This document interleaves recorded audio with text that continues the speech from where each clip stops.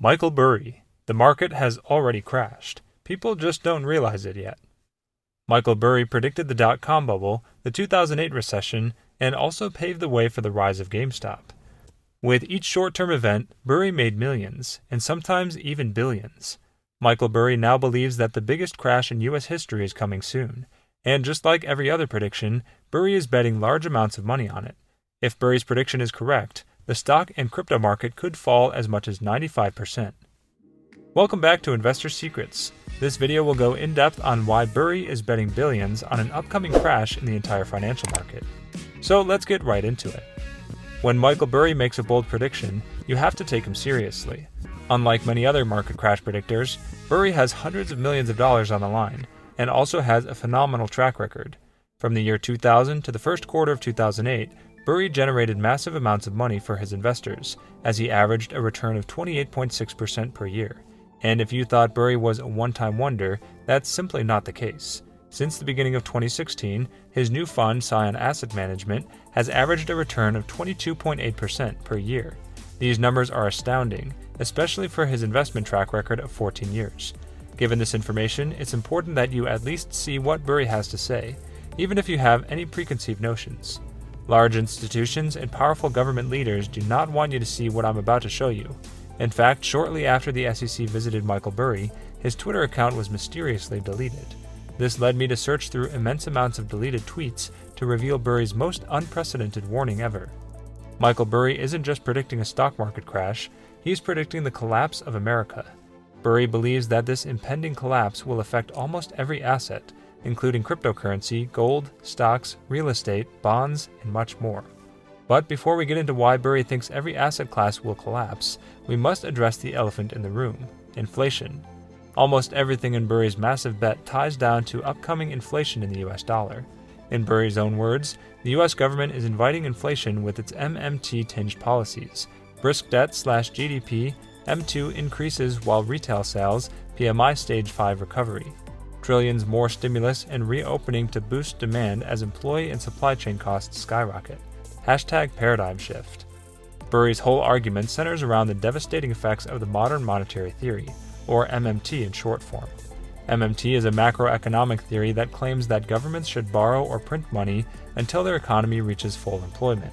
In other words, the theory states that in a recession, governments should increase their currency's money supply until the unemployment rate reaches normal levels. The theory goes on to claim that governments should only worry about inflation after full employment is reached. MMT is being used today by the Federal Reserve, but there are some major concerns about the concept. First of all, U.S. debt as a percentage of GDP is currently reaching all-time highs. Additionally, M2 money, which is a tracker for the total money supply, has reached all-time highs. All of this money printing and borrowing is occurring while businesses are already recovering. We can see this is the U.S. Purchasing Managers Index, or PMI in short form. The PMI is an index that tracks whether or not businesses are in good condition. Over the past few months, the PMI has exceeded pre-pandemic highs.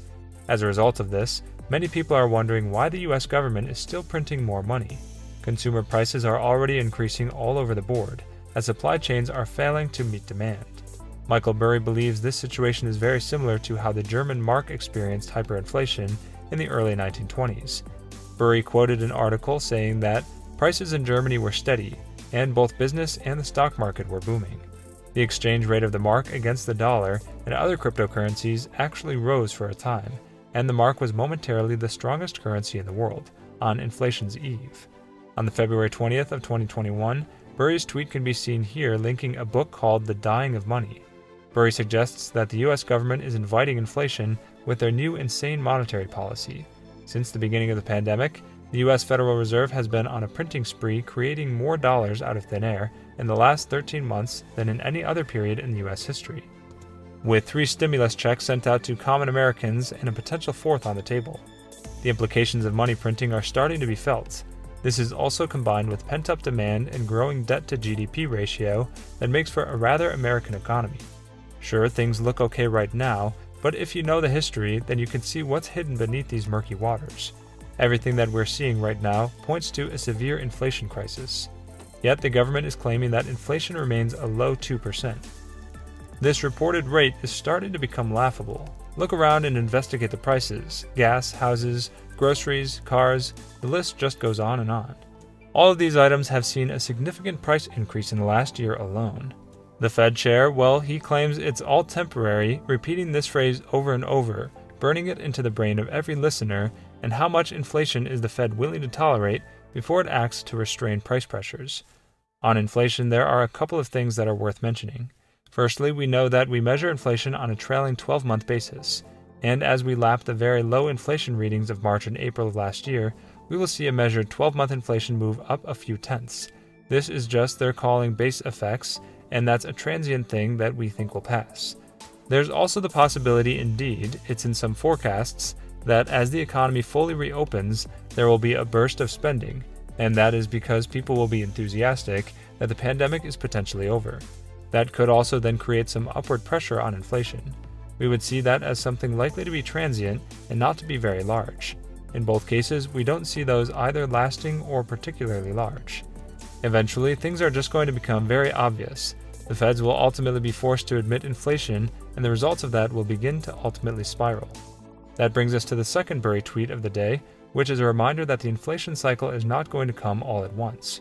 Germany ran not for 1 year, but 9 years, and last year was a complete collapse. This graph puts that tweet into perspective. This is the value of 1 ounce of gold compared to 1 German mark in the time period of 1918 to 1923. During 3 years, the German mark suffered serious inflation. The German mark is useless and had suffered a complete collapse good enough to be used as toilet paper. But remember that the buildup lasted years. Sure, 1923 was a long time ago in our minds, but the United States is not free from this scenario. As crazy as it sounds, hyperinflation is well known as the #1 way empires get brought down, and this empire is no exception.